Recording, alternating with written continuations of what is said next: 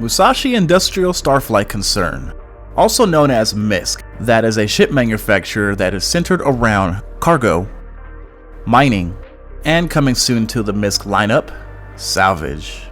All of these roles all play a huge part in what MISC is all about. And today, I'm going to be giving you my thoughts and opinions on the StarLancer Max after 10 hours of gameplay. First off, I want to start this video off by saying that I am not a huge fan of MISC ships, but this ship has definitely changed my opinion for some of the ships in the MISC lineup. I spent around a total of 10 hours playing with this vessel, doing all kinds of things, from running cargo missions, from doing bunkers, to just running around and just having fun with the boys in the verse. Even dealing with the daily updates that the StarLancer has been receiving in the PTU before it goes live. I have dealt with the MFD change, which at first I didn't like, but now I do love. The MISC StarLancer Max is a pretty good jack of all trades. It is good at a lot of things, but it is not good at everything. This vessel, while running the Save Stanton missions, was just peak in my opinion. When it came to doing any of the ground-based or cargo-based missions, I had a lot of fun doing it without too much hassle or trouble.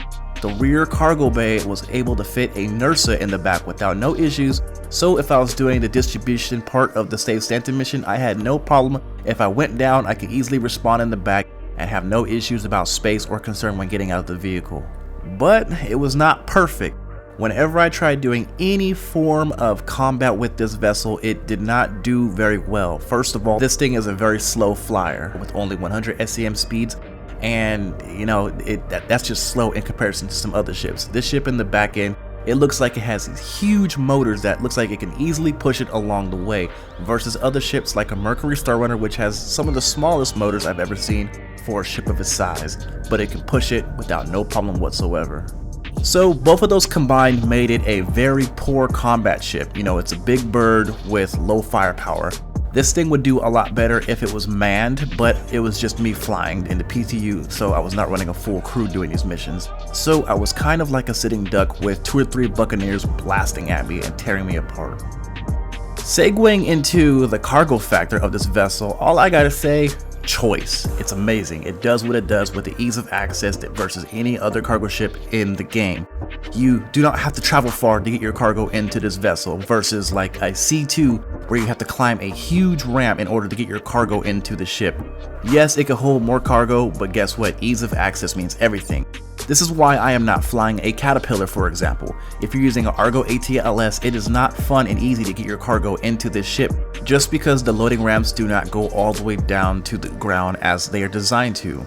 So you kind of just have to use the Argo ATLS and just throw your cargo into there, or you can try using the tractor beam attached to the Caterpillar.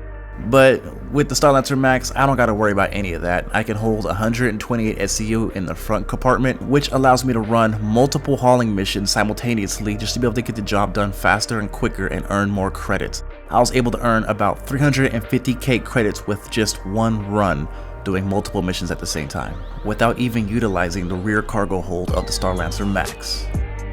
Let's now talk about how it feels to live in it. So this ship is well designed to just chill in and bed log and just not go to spaceport. And so while flying this vessel, I bed logged as much as I could until the servers had to be reset, so I wasn't able to do it too often, but I was able to deck out my vessel with a bunch of subflare and things like that. Before they started disappearing, I realized that there is a timer on the items you sit down and they will vanish by themselves, so I couldn't deck it out the way I wanted it to.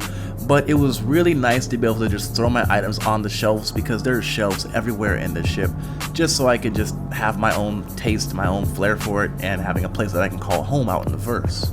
There is a few things that I wish the StarLancer Max actually came equipped with.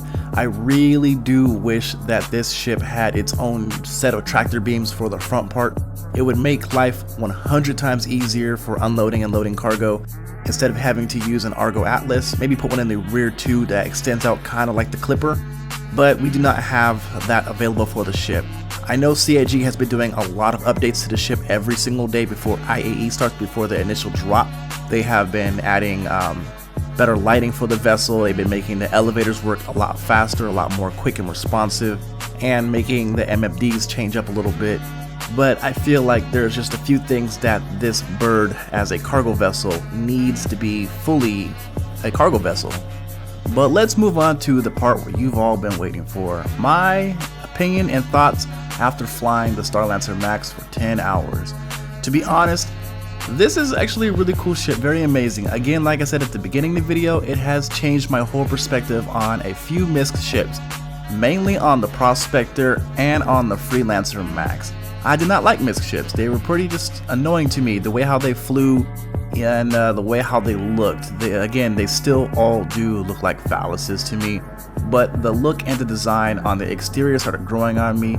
I've kind of always loved the interior of MISC ships just because they were always straightforward and very simple and very direct, so you never had really any issue walking into one of these ships. I know that the design of these ships, the MISC ships, are supposed to be based off of old space movies, kind of like Spaceballs or like the first few Star Wars movies, where things were a bit more rounded off and more bubbly, and I understand that that was their main design focus or their main inspiration. That I can agree with. Now when it comes to combat, again, I've been asked this a few times in some of my previous videos.